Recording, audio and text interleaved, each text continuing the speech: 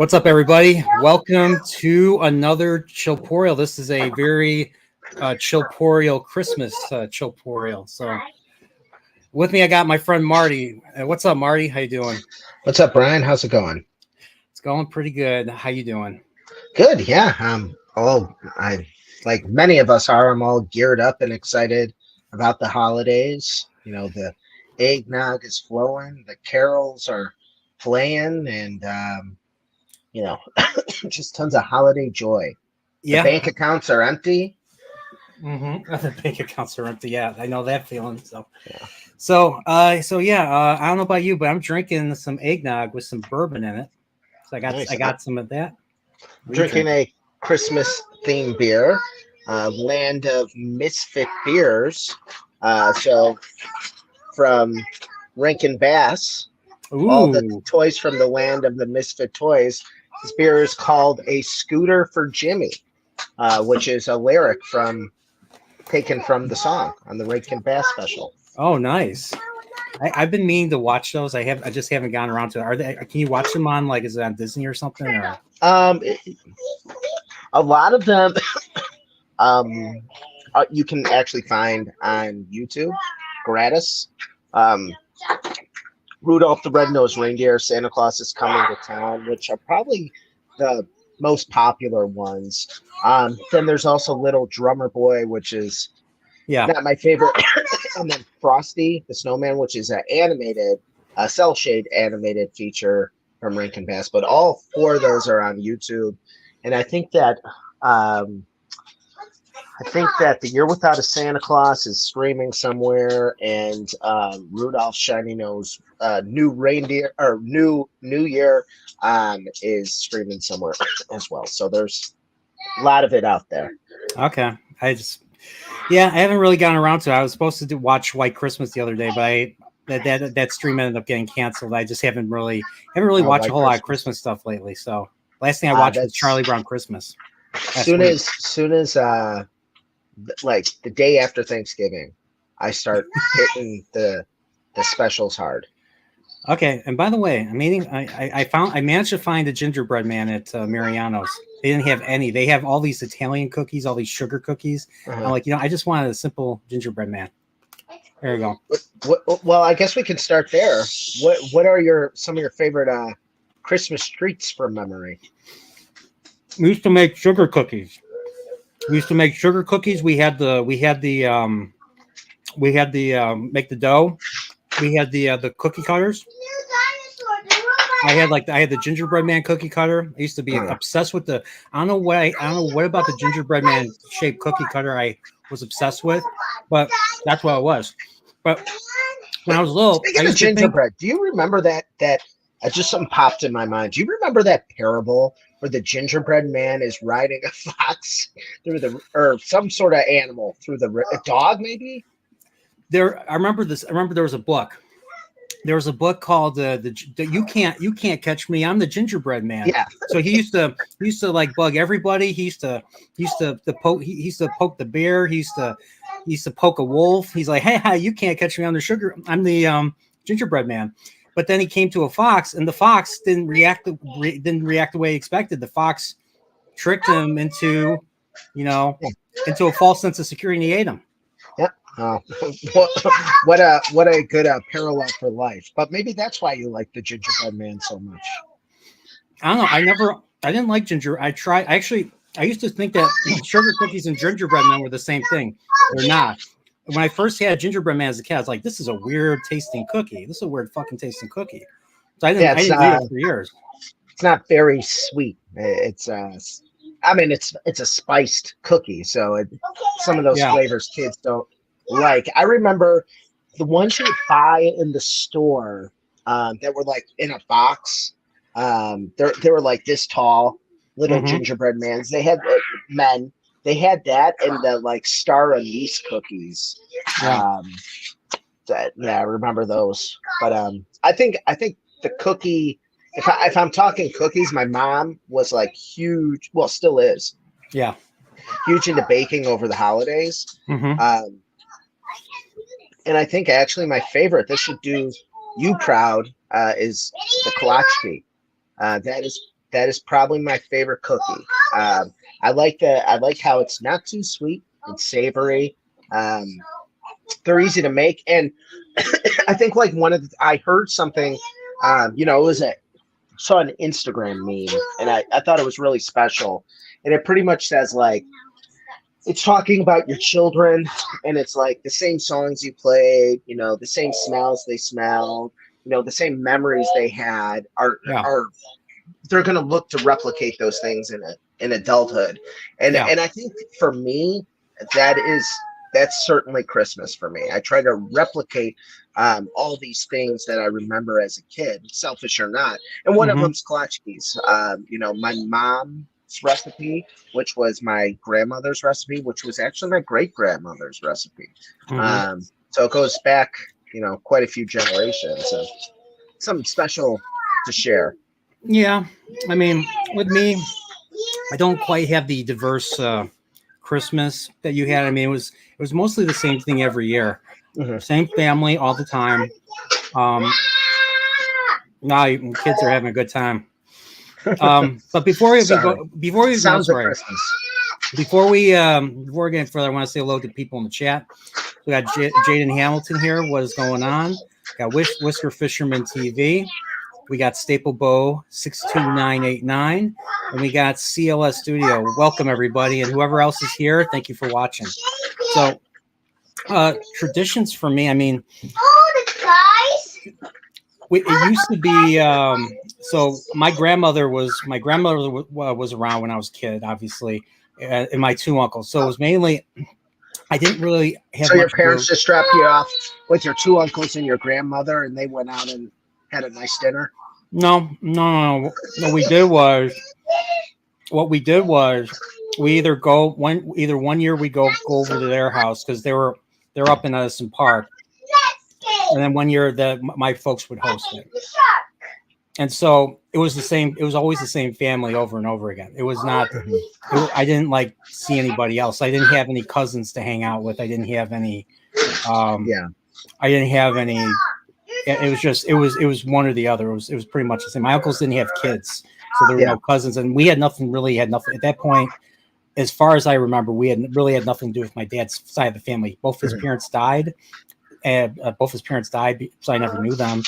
And he had a bad relationship with his much older brother and sister. So because of that, when by the time I was born, I mean, with the exception of my mother, he was practically alone in the world. Yeah. So a loner. I mean, I mean, at least that's what I'm trying to understand. Like, I mean, he's been gone for it's gonna be 10 years now. So I'm kind of trying to understand his frame of mind when I was growing up, because I mean, he made some decisions that he shouldn't have, and I mean, if there nearly might have been a divorce. So. I mean that's the dark side of families, is that sometimes we're all human, and we make mistakes, right? And I think just kind of like one of our favorite authors, and I shared this with you before, like Stephen King. I think Stephen King writes one heck of a he writes about characters all about redemption, right? So like, and I think that like, you're when no matter what, bad things that people, happened in their life, that's a period. And, we all have a time to redeem our negative actions. And, and I mean, and your dad did, he did. And, sometimes reflect and stay on those things are tough. Like my dad's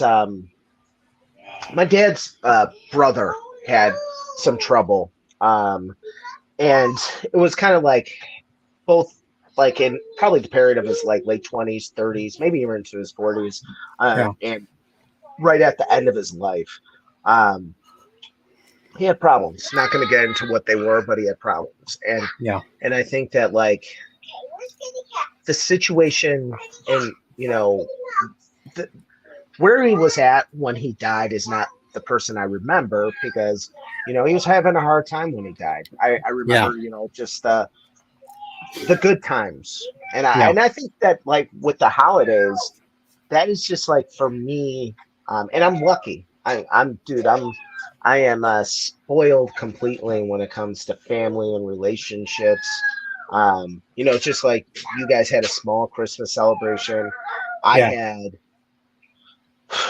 I mean, I would go to my dad's family on Christmas Eve, and I think I have like roughly like 25 cousins on that side, Yeah. and then we would go to my mom's on Christmas Day, and I have the same amount of cousins over there, Yeah. and I and I remember those parties really fondly.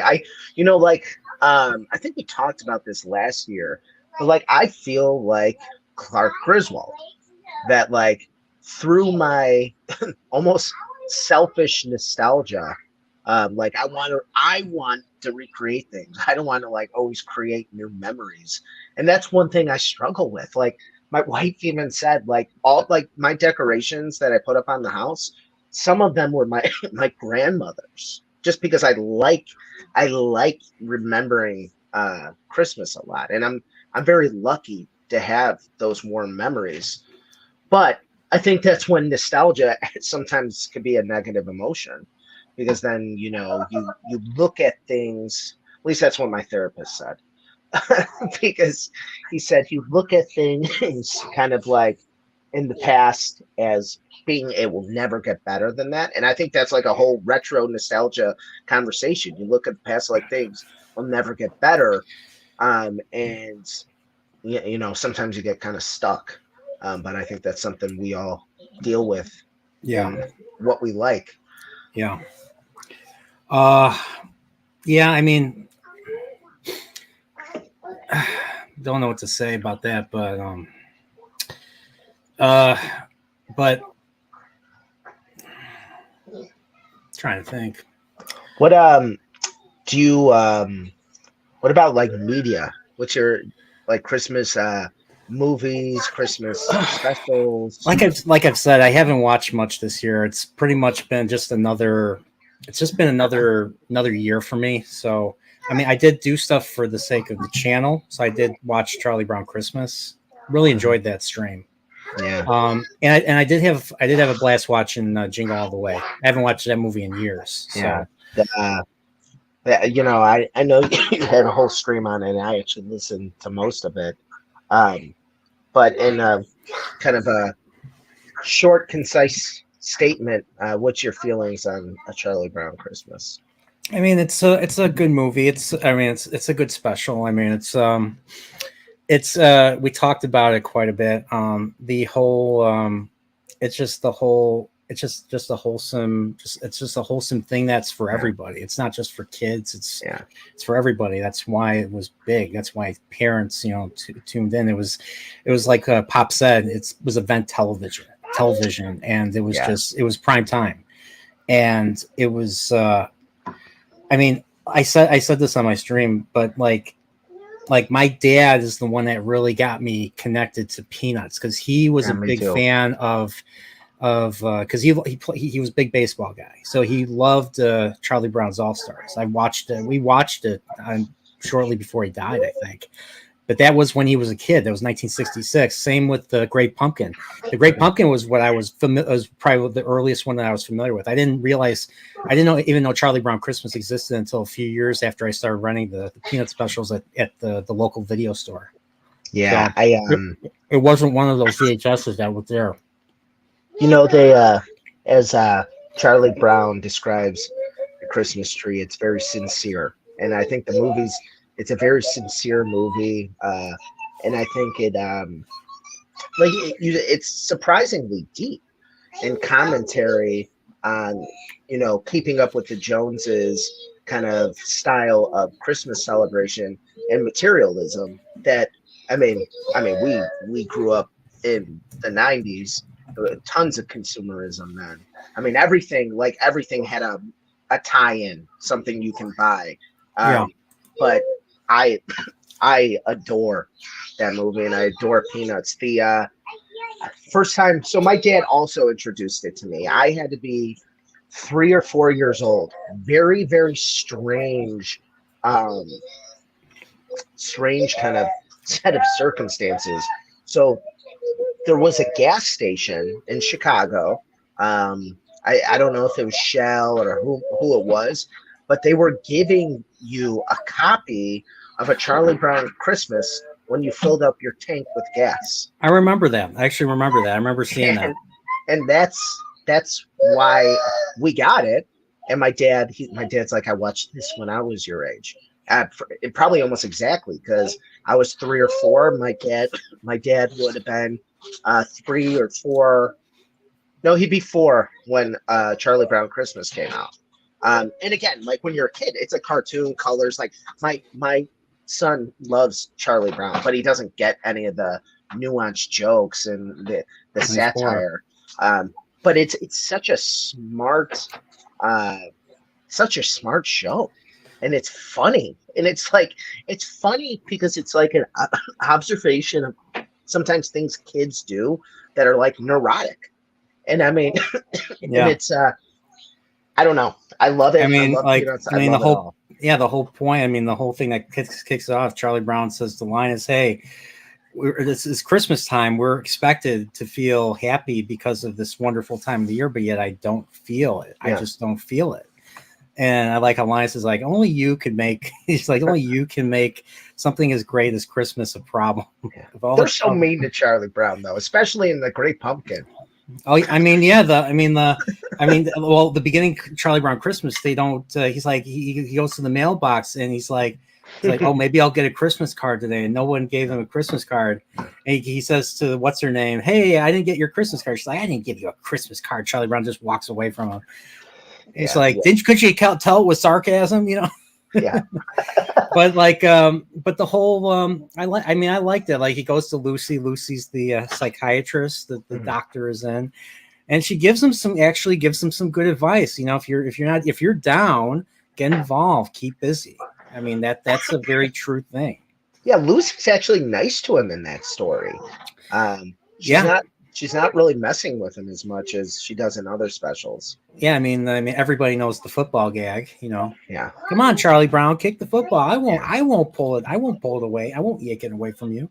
So, I wonder if at the time, because it was a comic book strip, but I wonder at the time if kids, like the demographic they were going after, which was everybody, because it was prime time, but I wonder if children like knew who Charlie Brown was in the 60s before that special.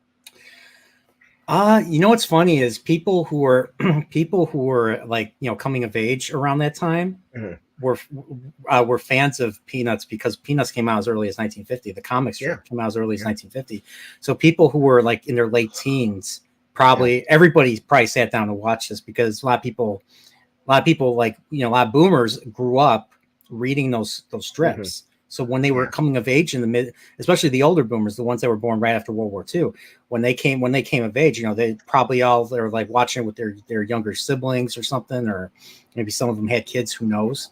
But I mean, it was a lot of people. I mean, there was a lot of people watching it, and it was one of the most successful things. It was one of the most successful specials of all time. So yeah, I feel like Peanuts has this longevity, but based on the animation, like, so Apple has a few Peanut shows running, and I just wonder how many young children are into that, or if people are watching it largely just like me for nostalgia purposes. And speaking of nostalgia, the Whisker Fisherman said Ernest Saves Christmas. I don't think I've ever seen that one. I love it. It's also another awesome story about the true meaning of Christmas, and by Ernest P. Worrell. That's another one that's on my list. Every year I watch that. I think the only thing I remember is a scene with him in the Christmas tree, and the Christmas tree falls on him. Hey, I'm on a Christmas tree. Yeah, that's the only thing I remember. I was really young when I saw that. So For some reason, that part scared me as a kid. I don't know why. Just He's pretty fucking scary. yeah, Um, that's true. yeah, that's actually on Disney Plus because I think Fox owns it. So it's on Disney Plus now. Believe it or not. What's funny is a lot of stuff is on Disney Plus. White Christmas, I think, is also on Disney Plus. A lot of movies. I think HBO Max is the Christmas streaming service right now.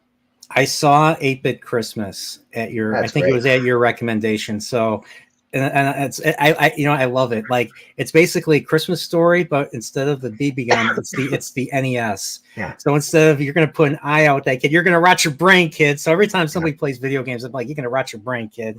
Dude, how many Christmas movies are in Chicago? Tons. Like I feel like Home Alone's, I feel like Chicago's the Christmas capital of the world.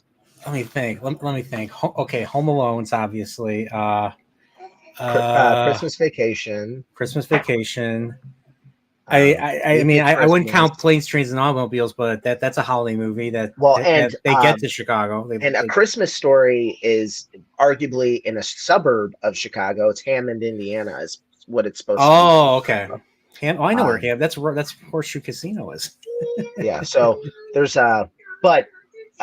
I was also, the strange thing about my nostalgia, and it's like this thing where like I try to do what my parents did. Two of the things I'm most nostalgic for is Rankin Bass, Rudolph the Red-Nosed Reindeer, a Charlie Brown Christmas, The Grinch Stole Christmas from the 60s, and a Santa Claus is Coming to Town.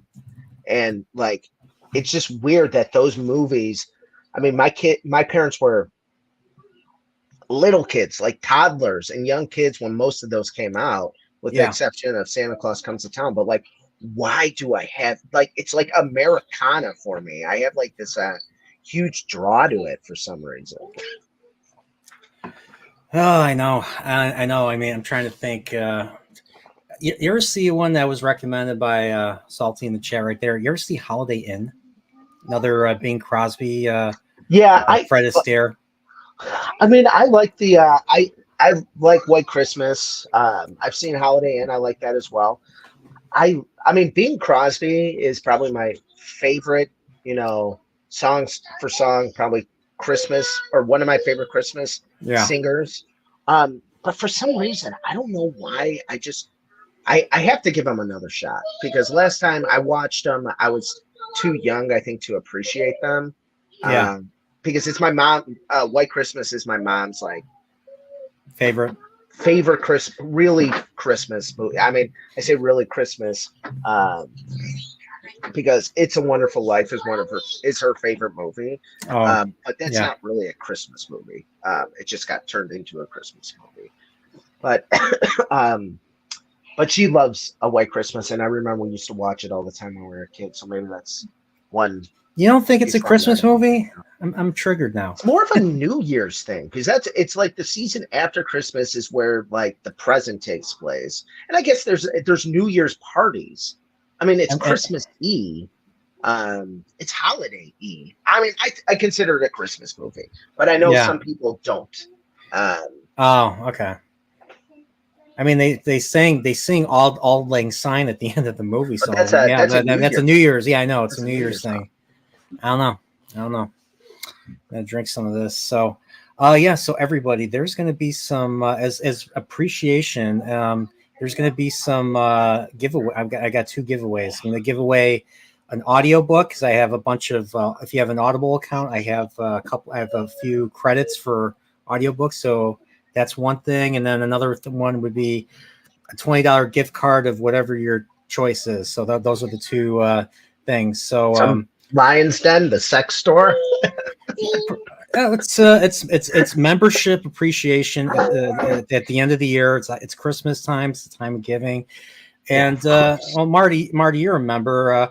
Why should people ring the bell for notifications? I think you should ring the bell for notifications if you want to participate in these great discussions that Chillporeal curates. I also think that Brian's content out there is some of the best. I've said it for a while. You might not have 1 million subscribers, but you make content that's better than people with 1 million subscribers. So I appreciate it. and it's nice to support a guy like Chillporeal. Look who's here. Vic.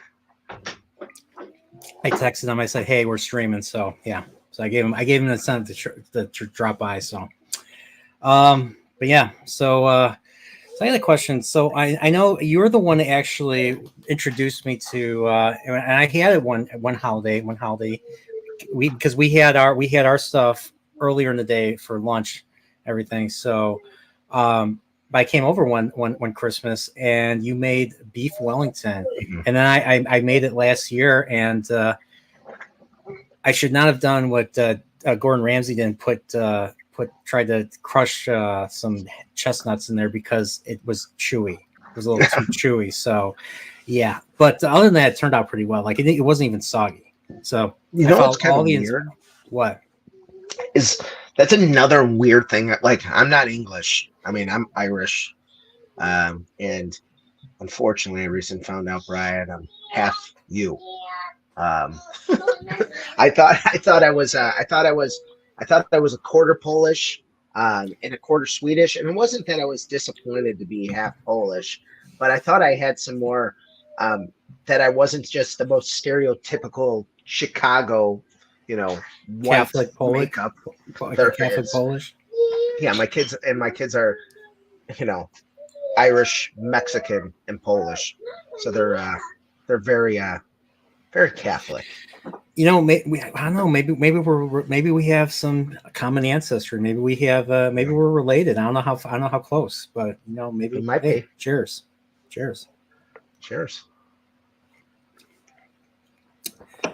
So, what did you want to ask me about the beef Wellington? Oh, I guess I know you said I was thinking like in general, like what do you guys generally make? Like we've always had turkey for Christmas. Our house we have turkey. We had turkey for Christmas and Thanksgiving. Yeah, I know, a month apart. Crazy. And then holidays for the beginning of the year, January or New Year's and Easter, we usually have a ham. So I think it's going to be different this year. We're actually going to try to do a rib roast for New Year's. But I was just curious. You had the beef Wellington. I was just curious what else you guys usually make for Christmas. Well, I think when I was young, like kid, and probably up until recently, it was like pretty much Thanksgiving part 2. Mm-hmm. So maybe not quite as much food. Change out some of the desserts here and there. Yeah. But I remember, and it was like a party with my cousin, so it was a huge potluck. So it kind of turned into like tons of sides. And then the main thing would be usually a ham and a turkey. So they would have a ham and a turkey, where like most Thanksgiving parties when we were kids, it would be 2 turkeys, just because of the size, the amount of people there. But it was a ham. But when I got older and I started to like to cook, that's when I introduced the beef Wellington to my family. And it's kind of crazy. Like I really like A Christmas Carol too. A Christmas Carol, I like all the versions of it. And they talk about like figgy pudding, and they talk about like a Christmas goose. And for some reason, like I've tried the figgy pudding. It's good. It's pretty much like a boiled cake. It's the best way to explain figgy pudding. So like a bread pudding. It's like, well, pudding is like dessert. Like a pudding is like a dessert. And it's kind of like a bread pudding, but it's a little more solid. But it's like a really dense, moist piece of cake. But for some reason, I've just been interested in English Christmas, due to probably A Christmas Carol, I'm guessing. But that's kind of why I just kind of Googled. I heard about it. I Googled, um, how to make a beef Wellington, and I watched a few videos, most of them from Gordon Ramsay, and that's the one I do. I think that's the one most people do, the Gordon Ramsay one. Yeah, and a lot of other I've watched other chefs make it on YouTube, and they pretty much do it the same way and all that. With you have the Saran wrap and the prosciutto and you have the mustard. You brush the mustard on. Yeah, it was actually what's funny was I was expecting it to be more difficult than it actually was. It was just a lot of steps. It was just a lot. It was just multiple steps. Making that mushroom stuff was probably the least fun. But hey, I tried. I was very careful. I kept the directions. You have to make sure all the water's out of those mushrooms. Everything. Yeah. When you cook them. So yeah. So we do that.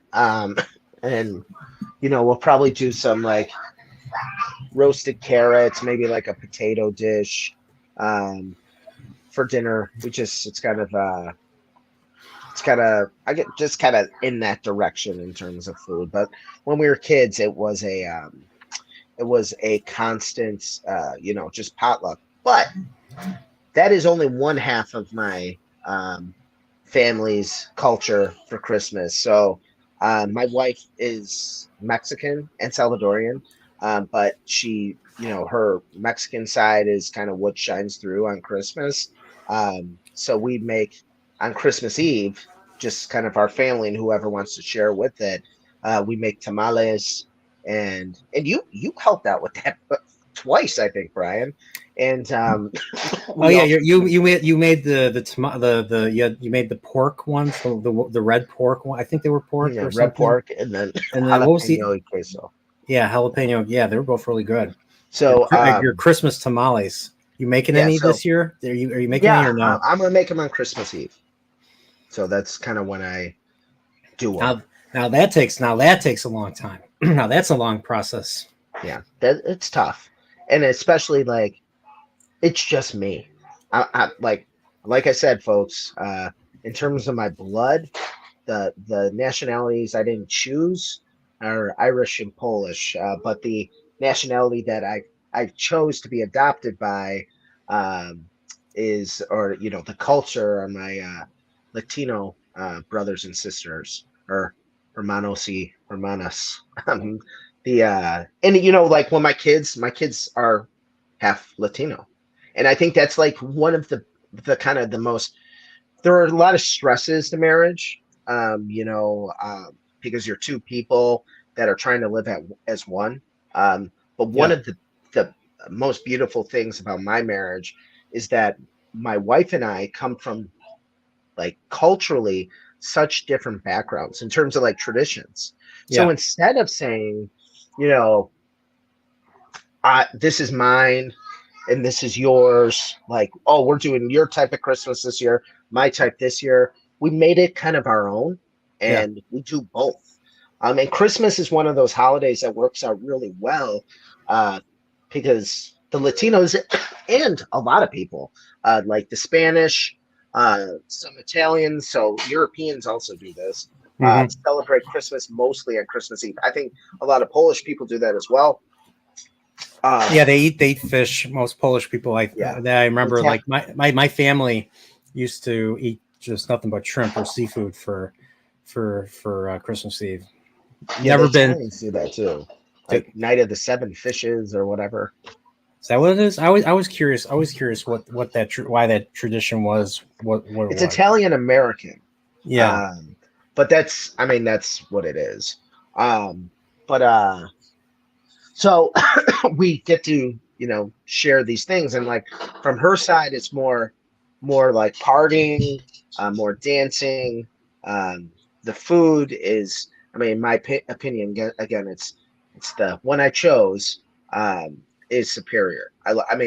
Just for me, I love pozole and I love tamales for Christmas. There's nothing like it. But when we talk about the kind of blending of the cultures, we still have my thing too, which is all the 60s and 70s Christmas movies and Christmas cookies, I guess. Wakisashi's Tea House, member for 15 months, with wishing you all a very Merry Christmas. Well, thank you. Great. Straight from Japan. Merry Christmas. So, oh yeah, continue. Sorry. No, that's it. I finished my thought. Okay. So I figure. I think we got about another. I think we got about another hour left. So let's talk gifts. Let's talk like favorite gifts. Yeah. Like I know we had an equivalent discussion before. Yeah, let's call it what it is. Let's talk about the most important thing on Christmas: stuff. Especially when you're a kid. When you're an adult, definitely not. When you're a kid, 100%.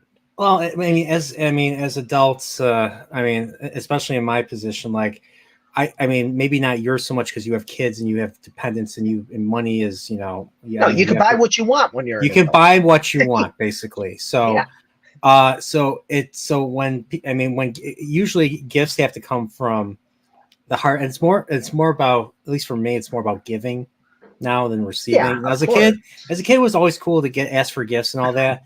But as an adult, now it's our turn. I'll get gift cards now from like Amazon for $100, and I don't know what to even get. I'm like, I don't need anything, and I forget I have the gift card. It's just like, I don't know. It's just stuff. You can get this. Yeah, I could. I haven't yet. I haven't played this Resident Evil 4 right now. Finally, the remake. Yeah.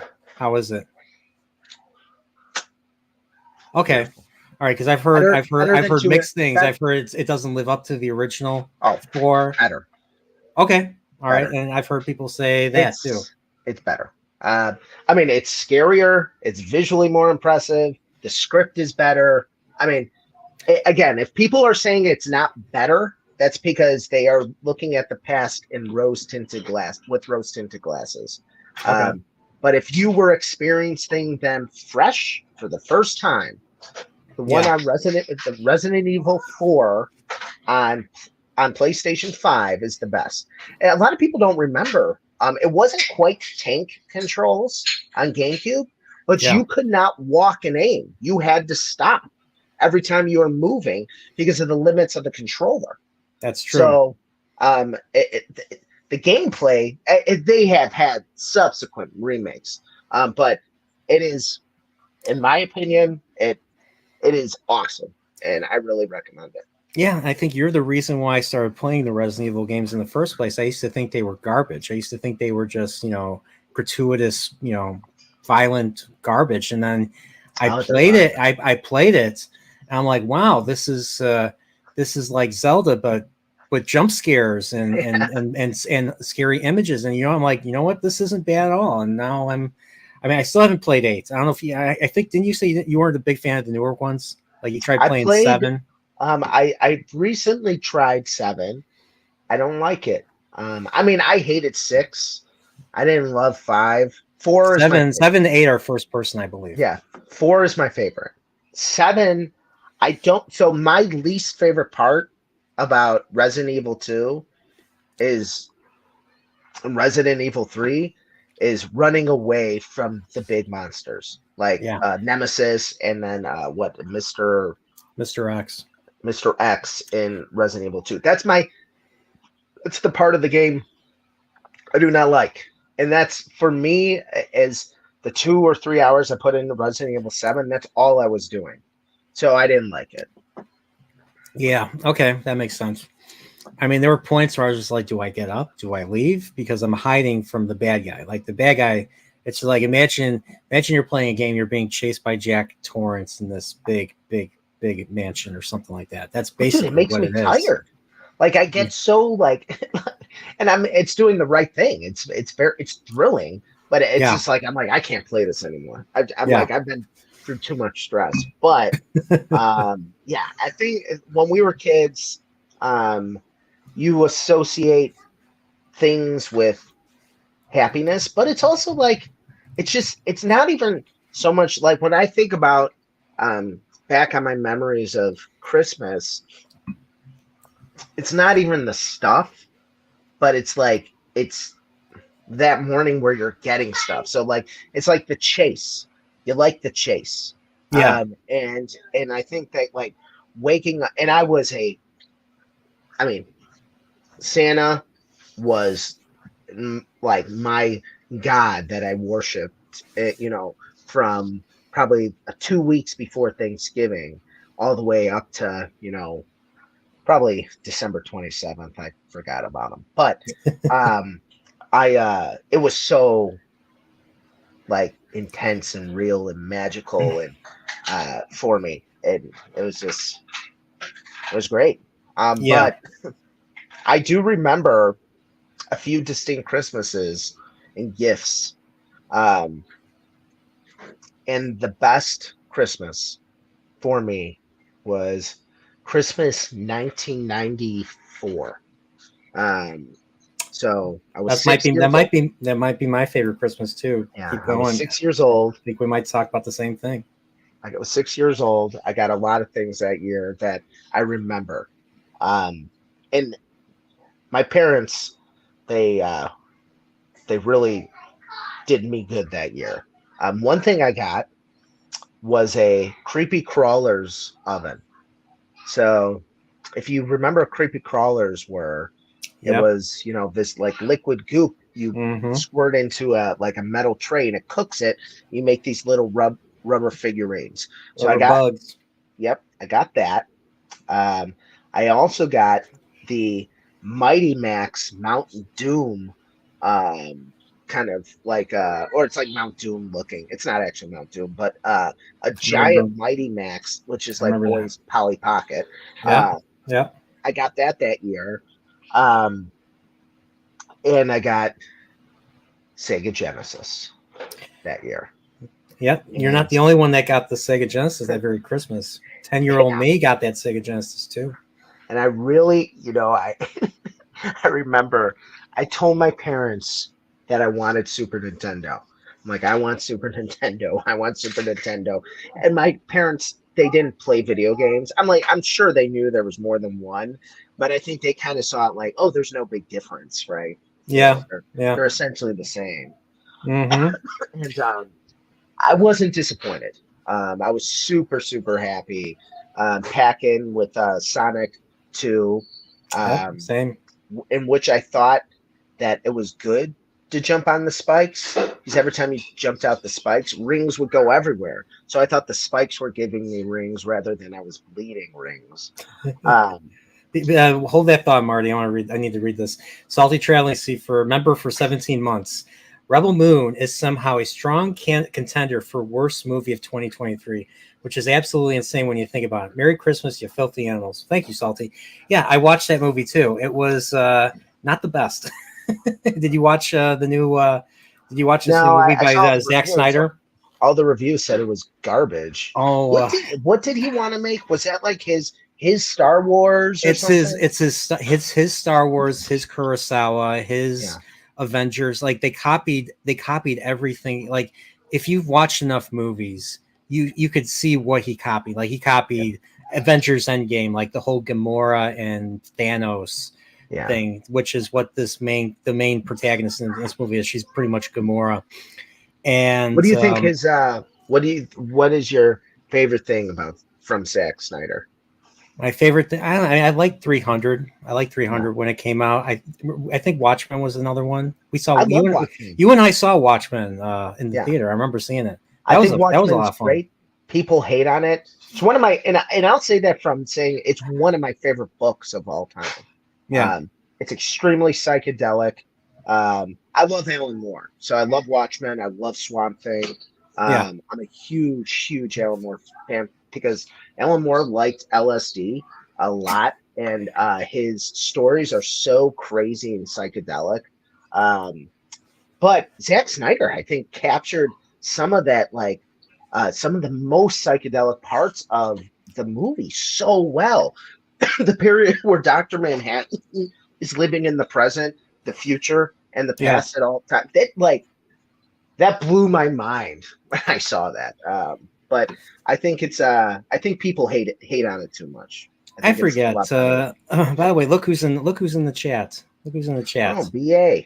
So I forget. Do you remember? Did he come with us? Did he come with us to I'm see? sure we did see I, a lot of movies together. yeah, we did. That's true. So, uh, but yeah, I started reading. I haven't finished the comic yet. I still have to finish that. But there were things that were left out. But I mean, I think the movie was. I liked the movie. Oh, so do I I. liked it. I So liked do it. I. So, I mean, I oh, like the book. I like the book a little bit more, but that doesn't mean I don't like the movie. I think just some of those um, moments are hard to translate into film because there's so many different things going on at once that looking at a big picture where all that's unfolding, I think, is a little bit easier. Wakizashi for 500 yen. Here's a little bit of yen to buy half a beer. Best wishes for the new year, mate. Thank you, sir. Thank you, sir. Okay. Oh shoot, what am I doing? All right. By the way, everybody, there's gonna be 2 giveaways. So if you're a member, you qualify for it. If you want to participate in the giveaway, consider becoming a member. Marty, you became a member. Didn't life get better for you? Didn't things Yeah, just like it got a lot better because I used to have this fucking guy annoying me all the time to become a member. So now I don't have to deal with that shit anymore. So I know? thank you, Chillporeal, for getting rid of all my problems. Yeah. No, it's again, regardless of, I think a lot of the time, like people, especially when it comes to like Patreon, which I'm not a big support. I mean, I support the idea, but I don't support a lot of Patreons. So I'm not a Patreon of really anything. Yeah. But one thing that people don't understand is that, like, for the most part, a lot of content you're getting for free, um, and it's a great way of kind of supporting someone's passion to make more shit for you. Mm-hmm. So I think that's one of the best reasons. If you like good content, consider joining. Mm-hmm. Appreciate it, Marty. And got another thing. Brother the Dragon. Hey, that member thing is my deal. Thief. LOL. Yeah, because he's the one that started making all these funny, elaborate stories about like how he improved his relations with his kids by joining the Continuum. Hey, Marty. That's mommy. Yeah, don't play. No, you're not playing with makeup. Hi, Marty. Brian? Yeah, it's Uncle Hi. Brian. Uncle Brian? He said Hi. hello. Hi, Uncle Brian. Hi. But yeah, I think that in terms of Christmas memories, like a morning, that's a big one for me. Can I have my Christmas? And I think another one is 1997. That is when I got Nintendo 64. So that was another big one for me. Yeah, I didn't get that one for a couple years. So, so I'll tell you. I think I don't know if I think I brought this. I think I told you this last week when we were hanging out. But the reason why that same Christmas, the 1994 Christmas, same Christmas, is a big deal to me now, especially as an adult, was my parents were going through were enduring a major loss. They were at a point where they were very close to not being able to afford to buy gifts. So I'm not sure how they pulled it off, but this was something like I was bugging them because I was already past the believing in Santa Claus. By the way, I will have to bring that up. But yeah, I mean, I could say I could respond. He can't hear you, and I could respond in to it in a way where you can ask those questions. Yeah. So I'm 10 and I'm just like, I don't know, for some reason I just got super duper. I went to Funkoland one day and they had Sonic 1. I played it. I was like, you know what? I want this game. I want this system. And Hello, baby Coco. And I begged my parents, like, I want the Sega Genesis. I want to play Sonic. And my folks were like, I don't know, this is really expensive. We're going through a hard time. And they were going through a hard time. They lost my family, my dad lost a business that was around the golf club business, right? For 3 decades. So this was something that broke his heart. And so this was a really rough time for both my parents. Like, things had to change. Like, my mother had to go back to work, and then she had to go back to school to be able to go back into, nursing and everything. Mm-hmm. So there was a lot of things. My parents made a lot of sacrifices around this time. My brother was only 2. My brother was a kid. My brother was a real little kid at the time. Not even a kid. He was still a toddler. He was a toddler, I think. Probably a real piece of garbage running around your house.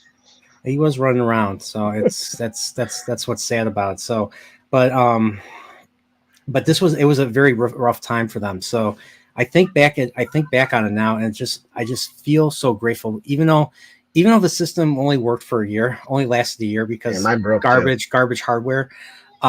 It was one of the happier Christmases I had. It was really, I just enjoyed it. I got this. It came with Sonic 2, but my parents somehow were able to afford to buy an additional game, so they bought Sonic 3 as well. Yeah, dude. So that was my favorite, Sonic 3 Knuckles, and I was just blown away by that hardware. Yes, I'm like, holy cow! Yeah, I'm like, you put a game in another game, and like, I think I set it up, and I'm like, oh my god! And like, I ran downstairs, and my dad's probably like doing bills. I'm like, Dad, get up here! You got to see this shit. And just that show him it all hooked up. He, my dad was actually very like supportive of my interest in video games. Okay. And so was my mom. I'm curious, did they take interest in like what you were doing? So there were times where like my mom would watch me play Link to the Past when I was 8 years old. She would help me, figure stuff out. Sometimes she really liked that I was playing that. Mm-hmm. Whereas my dad liked to play, me and him would play 2-player Ninja Turtles in Time. Mm-hmm. So I'd be Raphael, he would be like Leonardo or something, and we'd be playing. We'd be playing, and yeah, it was fun. It was. Could he make it through the level? Because my parents can never. Like they would it's like they couldn't figure it out. My dad helped me. My dad was able to help me. I think we beat the game. I think the first time I beat the game was we did the multiplayer. So yeah, he actually helped me beat Shredder. And what's funny was he played even before that, and this was, I mean, he played back at that time. He played quite a bit of Mario. He played like Mario 3. He got up to like the middle of World 2. So wow. Yeah. Rambunctious Marty right there. My dad certainly didn't play anything. Maybe he played like Top Golf. Yeah, that sounds like your dad. but yeah, he wasn't really into it. But and I'll tell you, from being a parent, I think the interests my parents had is because when I was in kindergarten, my little sister Colleen was 3. Yeah. And Molly was just born. So she was born that November. So I got it in December. She was born a month earlier. So I think for my mom, it was kind of like, okay, if he's up there playing video games, that's one kid I don't have to worry about. Yeah, babysitter. That was me on Saturday mornings when my parents would be talking in the kitchen on Saturday mornings. I get up and say, hey, can I get something? They'd be like, go in the room. We'll get you something later. We'll go to McDonald's later or something like that. So it was either Saturday morning cartoons, or I played a Nintendo. My gosh. If we didn't rent something, I'd be replaying the games that I own over and over and over and over and over and over again. So I must have played like Super Mario 3, Super Mario World, at least dozens and dozens of times already. Same with like I must have attempted a million times to try to play NES Fester's Quest. Still couldn't beat it. You know how I finally, you know what's funny is I saw the ending because when Of YouTube AVGN? came out, not IGN, but when I looked up on YouTube, I looked up the whole game. I was like, how the hell does this game end? And I saw the ending. I was like, I never got this far. It's the one NES game I owned that I never beat. Yeah. And I still haven't beaten. Like maybe I'll try to stream it and maybe I'll try to beat it this time. That'd be awesome. It's Because supposed to be a really hard, frustrating game, almost broken. yeah, it's just like it wouldn't let me continue. So like if you get game over, it doesn't let you continue, like because you have to go into a building to fight a boss, and then you go out, you exit through a different part of the building. It doesn't let you enter the building when you hit the continue. At least my game didn't. You know what I heard it described as actually is like a proto Metroidvania. Is how some people describe it, believe it or not. Metroid, Fester's Quest. I mean, Yeah. it's basically like Zelda. It's more like Zelda. It's a top down. Yeah, well, the recent Sunsoft. in a sense, Zelda's kind of a Metroidvania too. It's just more linear. Yeah. I mean, Zelda 2 is probably the most Metroidvania if you really think about it, because it's a platformer. I wasn't really talking about gameplay, more like structure. Like you have to find the item to go do this thing, and that unlocks this area. Yeah, that's true. I think Fester's Quest is pretty linear though. You just go from it is. It's like a proto.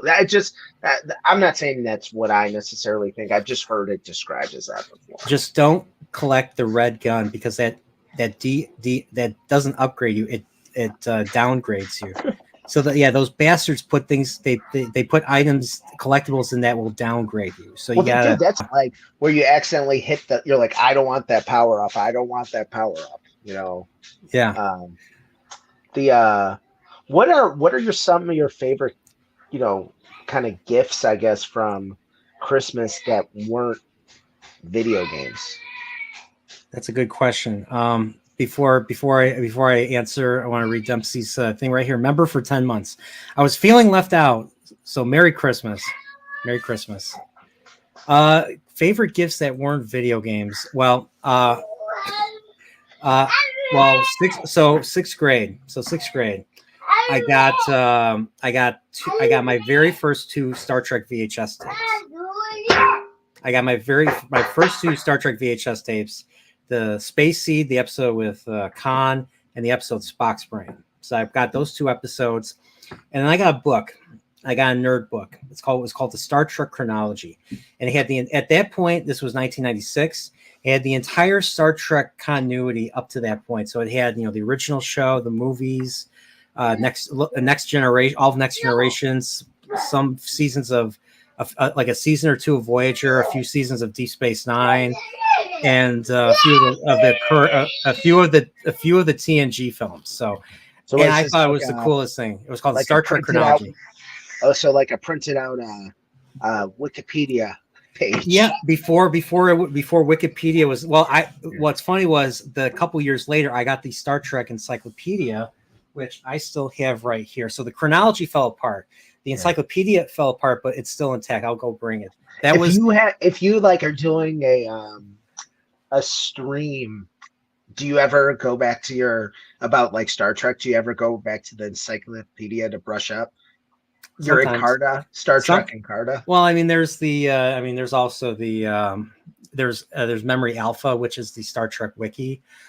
Because I know that, but do you ever go back to the physical book? Do you ever hit the books? If for some of the older stuff, sure, but like shows like Enterprise didn't exist when that came out, or the final seasons of Voyager or Deep Space Nine.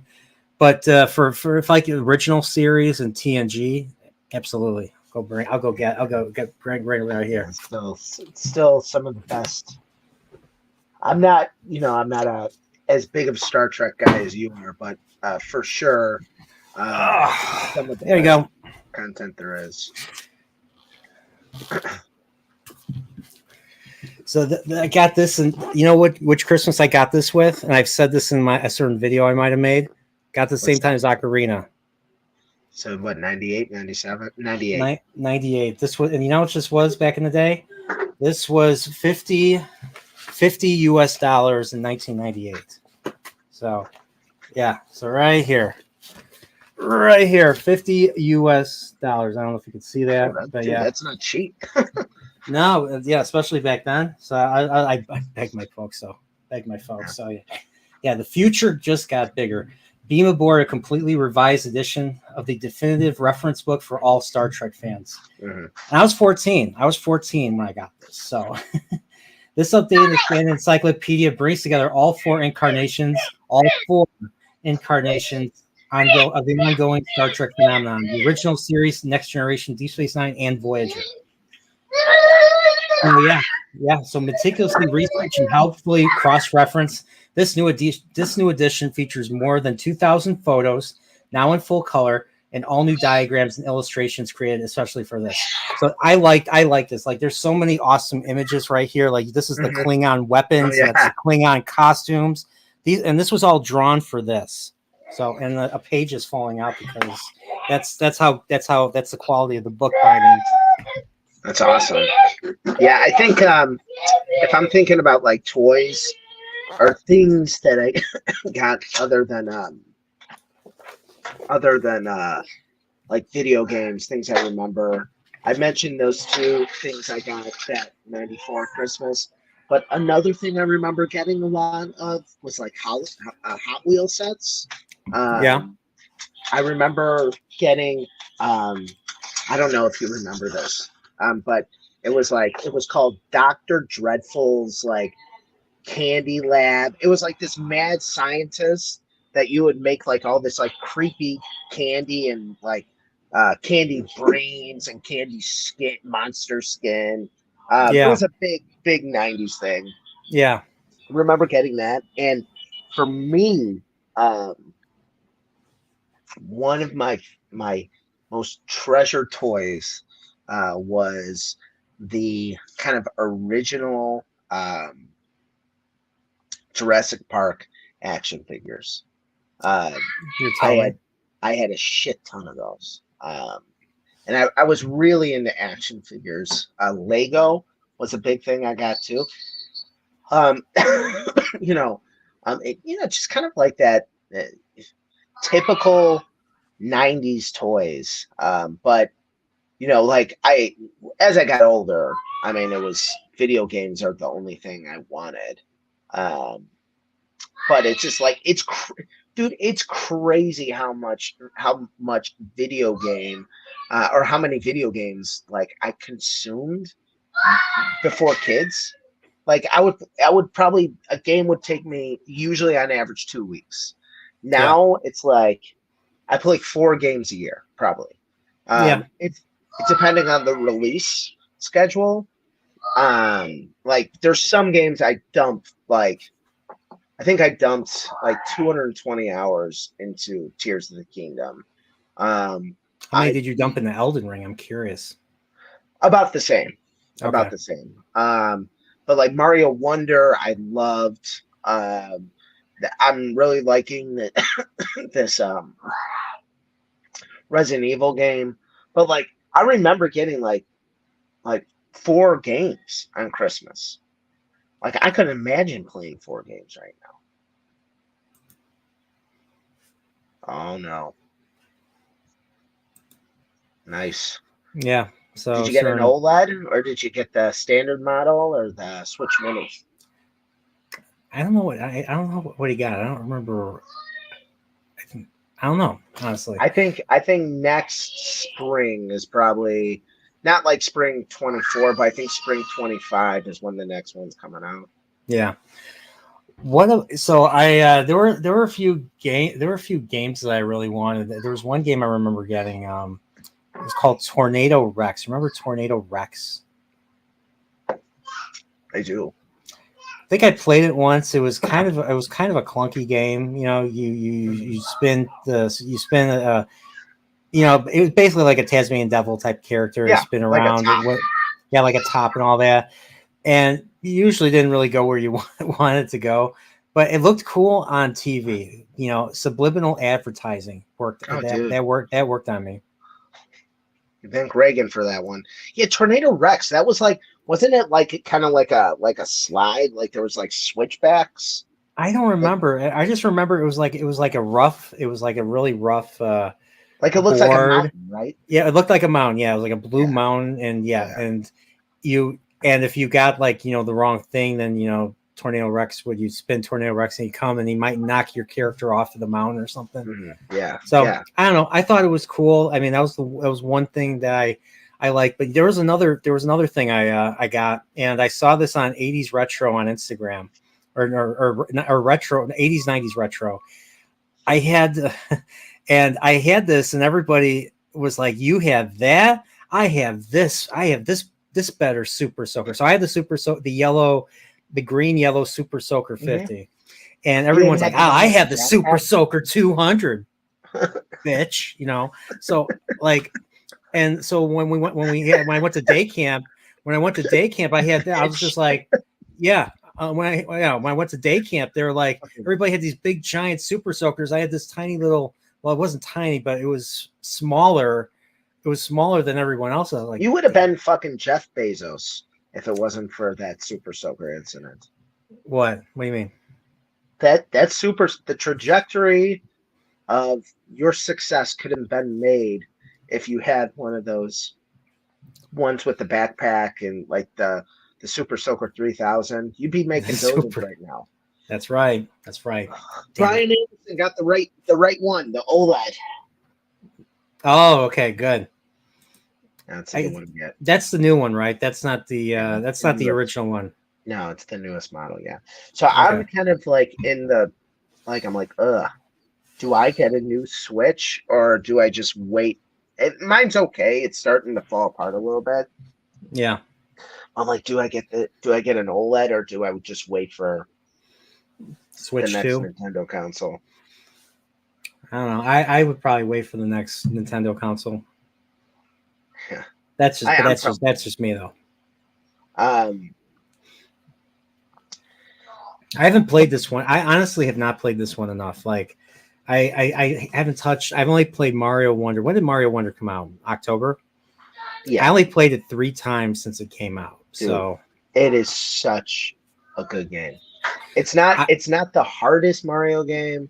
It doesn't have the most content. It's a little too short, but dude, It is so creative.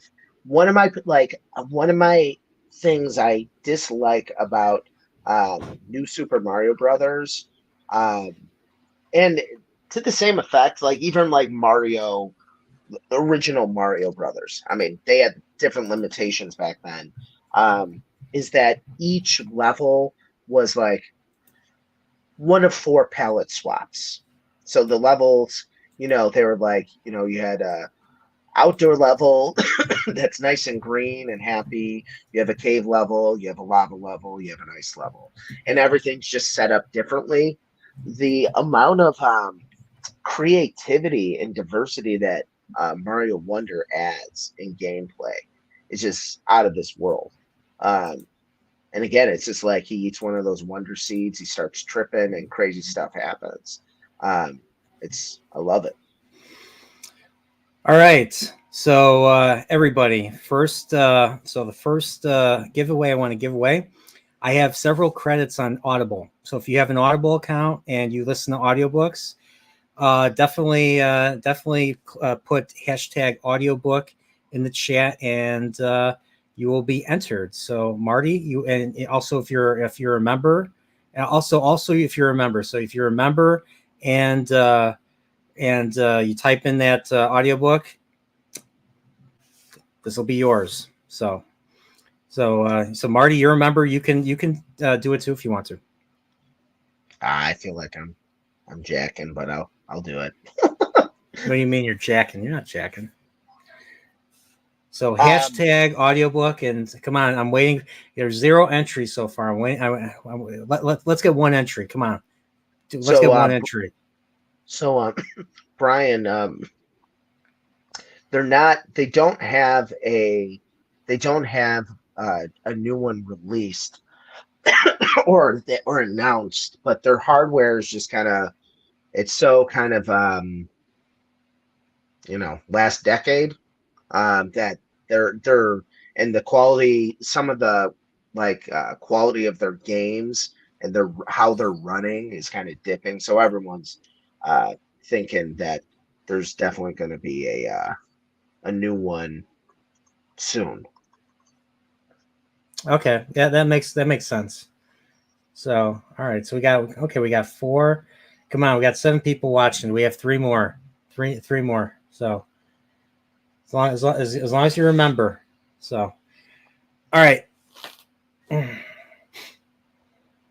So, I'm sorry. What were you saying? Nothing. What about so we talked about gifts. What's funny is the video game stuff. I think I remember almost every year what I got. Let's hear it. So I think the earliest Christmas was '89. It was Christmas '89. 5 years old. NES. My first console. My first system. Mario and Duck Hunt. Those were my first games. Okay.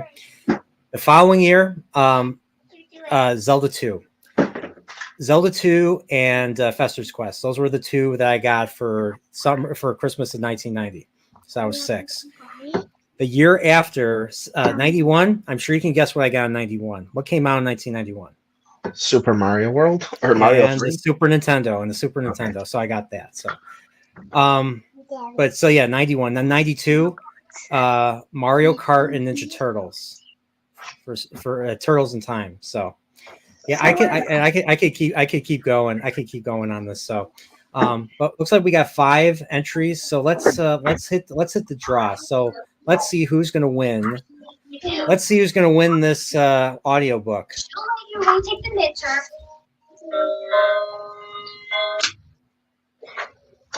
Hey, you won, Marty. I jacked it. Yeah, you won. So you have an Audible account? I do. Yeah. All right. I'll send you a what do you call it? A thing. What do you call it? Link. A credit. I'll send you a credit. You just have to let me know what book it is. And I'll get it for you. Speaking of Amazon and Audible, I don't really listen to many audiobooks, but you know what I bought on my Kindle was Berserk, the manga. Manga doesn't work very well on Kindle. No, it doesn't. I mean, it does. I've read a few on Kindle, but you have to have I forget how you have to set it up, but I literally press on the frame and then it zooms in or something like that. Yeah, really? I couldn't get it to do that. But anyway, dude, Berserk is intense. Yeah, it's because I showed you. I remember you borrowed the anime from me back when we first hung out. Yeah, this is way the manga. There's things that they couldn't put in the anime. Yeah, dude, it is it's graphic. Oh, dude, it's crazy. It's awesome though. So Marty, so you got a thing. So I have one more thing to add, and this is just a simple gift card. This could be of anything you want. This is $20. This is gonna be a $20 gift card. So whatever you like, if it's a Nintendo gift card, if you somehow like Amazon or Outback Steakhouse, or if you even like Target or something, here's a gift card you could spend on whatever you want. So once again, as long as you remember, you hit in hashtag gift card, you are automatically entered. So I like to have at least 3 or 4. I like to have at least 4 people, since we had 5 last time. So at least have 4 people before I start the entry. And so Salty and Profit have gotten one. About you, Whisker Fisherman? Okay, Whisker. Okay, very good, Whisker Fisherman. You got it. And I'm trying to think. Come on, Brian. Hit the card. Hey, Brian, hit the card. Why don't you tell the guests what you had to drink on your 21st birthday at Outback Steakhouse. You remember that, don't you? Yeah. Every time I drink. hear Outback Steakhouse, that's what I think about. No shit, really. Yeah. That's not a very interesting thing to think of because I barely remember that myself. I didn't know what to get, so I got Tom Collins, which is basically gin on the rocks. It's awesome. And, I love Tom. That's my wedding drink. Yeah, and I had maybe a sip of it. I was like, not for me. And that was supposed to be my parents taking me out, giving me my first drink for my 21st birthday. And just I don't know. I don't know. But yeah, I didn't really. I mean, it sounds really. I never really got into drinking. I started drinking. I started drinking like whiskeys recently. Just brown liquor. Yeah, brown liquor. I started getting into it because of other friends online and everything. So yeah, bad influence, bro. Bad influence, yeah, indeed. So yeah, and if my last Chillporeal last week, I think I drank a little too much. I was a little happier than usual. So, but yeah. So I think there were times where I was over at your parents. Your parents were like, "Are you okay? Are you okay to drive?" I'm like, "Yeah, I'm fine." Remember on New Year's Eve when I went to bed, me and Marlene went to bed, and you stayed down and watched the closing of Winterland Grateful Dead concert with my dad on YouTube. Yeah. That was awesome. Yeah. Yeah, your dad's an encyclopedia when it comes to the Grateful Dead. So, hey, we both are. That's why you're, because you don't have a YouTube channel. That's why your logo, whenever I do a thumbnail, is basically what you have in your Discord. That Grateful Dead image. So that's as far as I can. That's your thing. So, all right. So 5 entries. Okay, let's get started. So you have. I'll give you 10 seconds.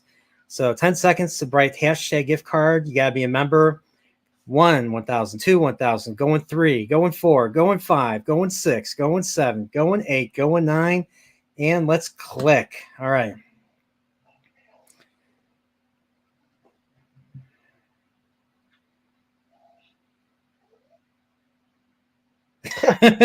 Brian. It is an inside job. It is an inside job. What can I say? So, Brian, you want a gift card. Whatever gift card you want. Guys, he's just doing that so he doesn't have to buy his Christmas gifts. Pretty much. We all know Brian. So, all right, but yeah, rigged. Thanks, Steve. So yeah, but yeah, everybody, thanks. That was pretty cool doing that. So I think we got a few more minutes. So forget what I wanted to ask. So what you guys got going on? I know every other year, like you either you're here, you go to your wife's family in Cali. So just curious what the tradition is today. I mean, this year especially, Marty's getting older. He's 4 years old now. So is he just like? So how are you doing this with him? Keeping. Oh, he is all in.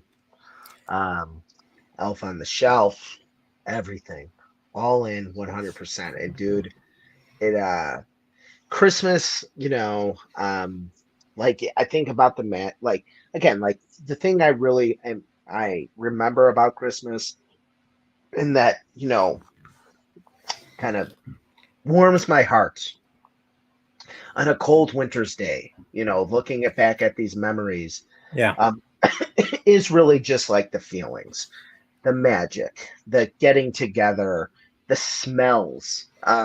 Like, dude, that like balsam fir, like candle smell, that like I love it.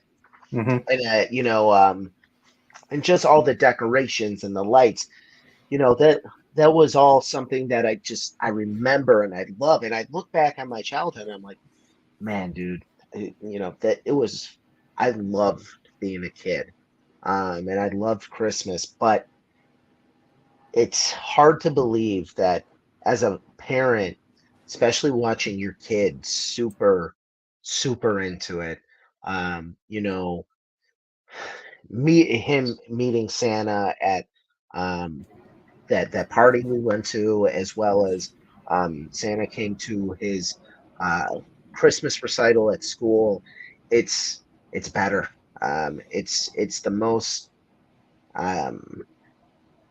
It's like the anti the anti-hate, the anti-pain. It is just the pure, most loving, good feeling thing I can experience. It's just watching my kid get excited over this stuff that made me so happy and feel so special as a kid. Like him watching Charlie Brown. Like I'm not even watching it. I'm just watching him watch Charlie Brown. And it's, that's just super, super special. And I'm very, very lucky to have that in my life. Was he watching attentively, or was he like playing with something while watching it? No, he'll watch it, like jaw down. He gets sick of it because from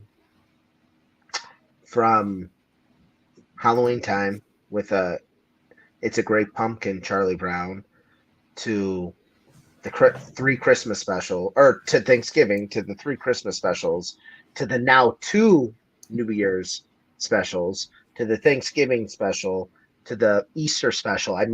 We watch those constantly, so he's getting a little sick of it. But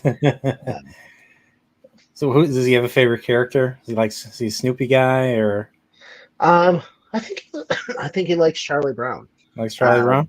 Yeah, I mean he recognizes everybody. Like I have a hoodie with Franklin, Linus, Lucy, I think Marcy, Peppermint Patty, who's hands down the best. If anyone says Peppermint Patty's not the best, they're lying. And and Sally, like all the main characters, he can name them all. Oh, really? Yeah. Oh, okay. I might have to find out. I might have to it find doesn't out have like those deep cuts like Violet. I don't think he knows who Pigpen is either. Really? Yeah. Okay. But he knows like Linus and yeah. Okay, that's pretty cool. So I just have to ask. How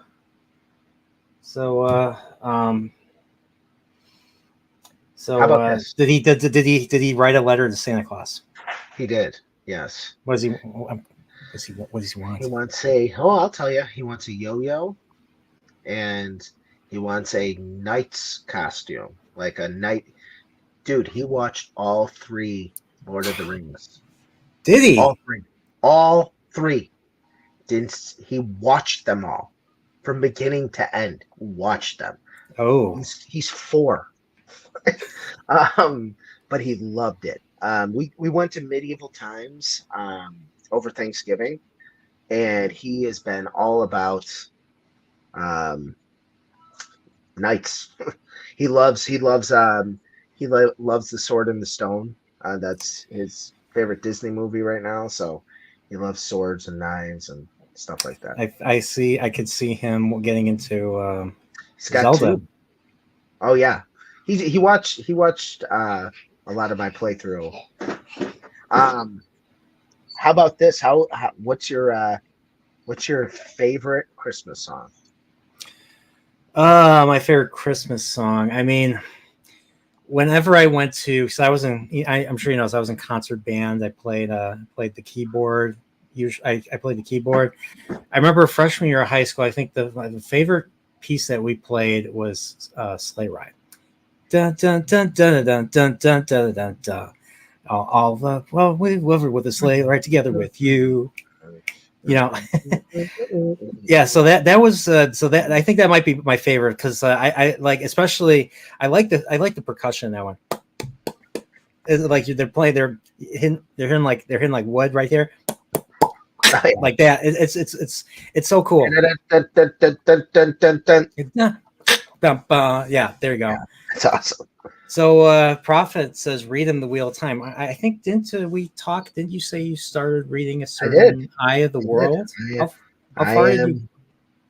I'm like a third of the way through.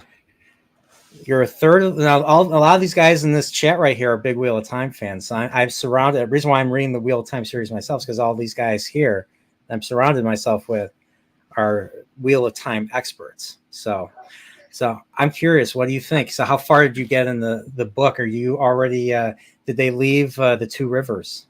I think they just had left, or they're about to leave. But I like it. I think that There's a lot of low fantasy elements, but sometimes I struggle with some of the more like kind of medieval stuff.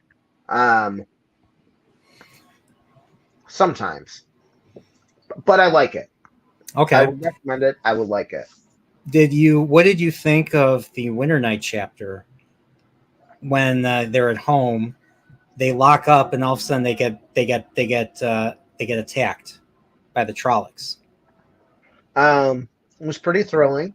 I think that it for me at least it seemed like a kickoff point with the action, because I think Yeah. before that there was a lot of like okay, and like that's the same thing with like Lord of the Rings for me. Yeah. It's just like it's not nearly as bad in Wheel of Time, but like that hurry up and wait kind of notion. But I like it. I mean, I'm sticking with it. The thing that scares me the most is that there's 14 books, and I'm going to want to read them all. And But I've only finished the 4th book, so I'm going I to be don't. starting the 5th book pretty soon. So like I know like he died. What Book right book in the 11. 11th? Yeah, the He 11th finished the book. he finished the 11th book, and then because So he found out he was sick, he decided, you know what, I have to wrap this story up. So he started writing parts of the final book, and the final book ended up becoming Brandon Sanderson's project, and he had to put yeah, so together the stuff that Jordan left behind, and that ended up becoming 3 books, like 3 thick books. So the final book is actually 3 really thick books. So I think I think like but like to the point of like he couldn't even live long enough to write all the books. I worry I won't live long enough to read all the books. It's and Prophet says pace yourself, and I agree, and yeah, that's kind of what I'm trying to do, but I'm unfortunately, reading the first Dresden File book, which is a short book. It's only 300 pages. yeah, I read Fairy Tale, and then I read um Hellraiser, and then I read um I started reading this. I probably should. You said you read Hellraiser. What do you think of that one? I love it. Yeah, I Okay. love it. I All think it's right. great.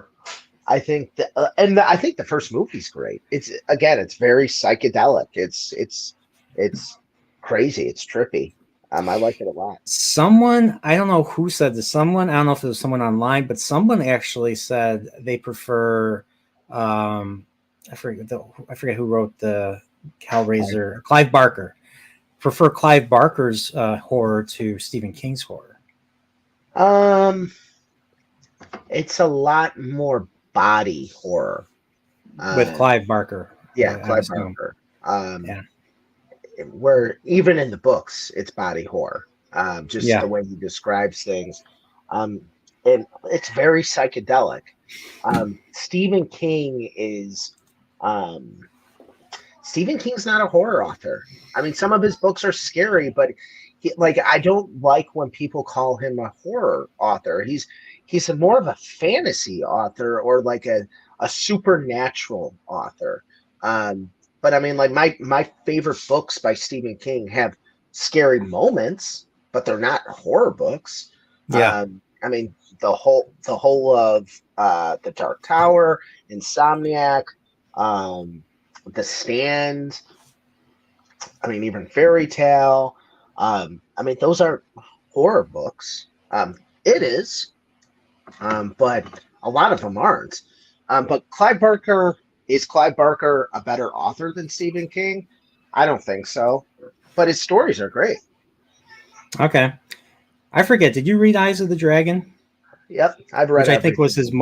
which is his most fantasy book ever. Yeah, it's good. It's good. You didn't like Salem's Lot, Whisker Fisherman? I thought Salem's Lot was great. It's probably, to Oh, me, I it's his love scariest Salem's Lot. book. It's his scariest That's book. a horror book. Another part about Salem's Lot is that Wolves of the Kala, that's Salem's Lot too. I mean, Yeah. like that is a sequel to Salem's Lot. Yeah, and I love that book. It's a Seven Samurai.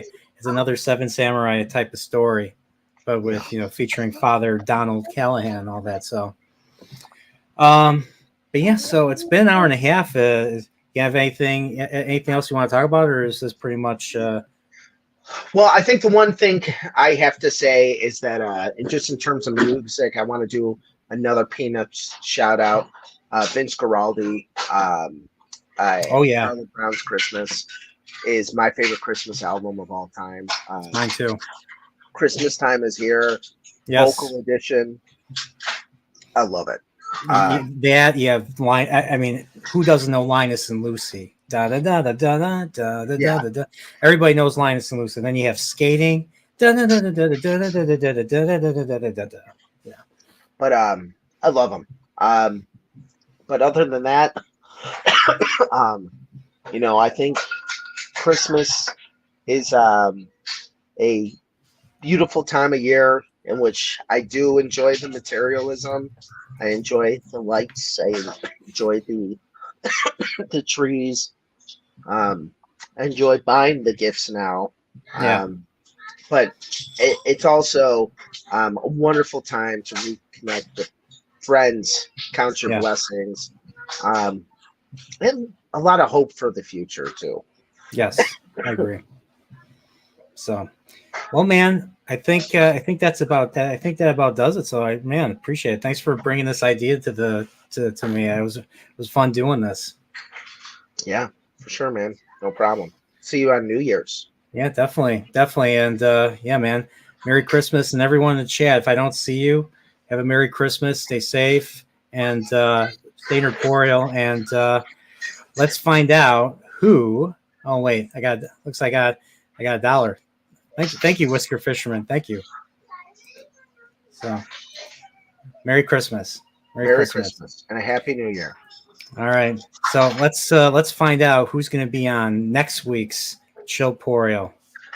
Take care, everybody.